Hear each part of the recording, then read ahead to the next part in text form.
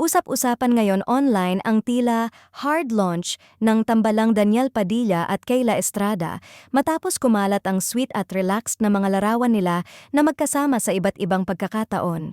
Iba na raw ang level ng closeness na ipinapakita nila sa publiko. Sa mga lumabas na photos, makikitang very comfortable ang dalawa sa isa't isa. May mga kuhang tila bakasyon vibes, may casual bonding moments, at may mga larawan na kitang-kita ang natural na sweetness nila. Dahil dito, lalong umugong ang haka-haka ng fans na tuluyan na ngang layag na layag ang Kainiel sa real life. Hindi maiwasan ng netizens na mag-react, lalo na't matagal ding naging palaisipan sa marami ang tunay na estado ng relasyon nila. May ilan na nagsasabing ito na raw ang malinaw na sagot sa lahat ng isyo at spekulasyon. Isang tahimik pero matapang na pag-amin sa pamamagitan ng mga larawang hindi na kailangang ipaliwanag pa. Para sa kanilang supporters, sapat na raw ang mga simpleng ngiti at body language ng dalawa para masabing may something special talaga.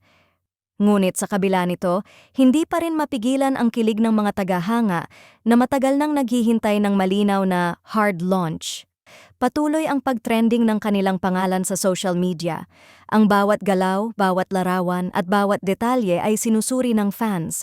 Sa ngayon, isang bagay ang malinaw. Ramdam ng marami na may bagong yugto sa kwento ng Kainiel. At habang patuloy ang mga espekulasyon, lalong tumitibay ang paniniwala ng kanilang supporters na kung anuman ang meron sa kanila ngayon, mukhang masaya, totoo, at hindi na kailangang itago pa.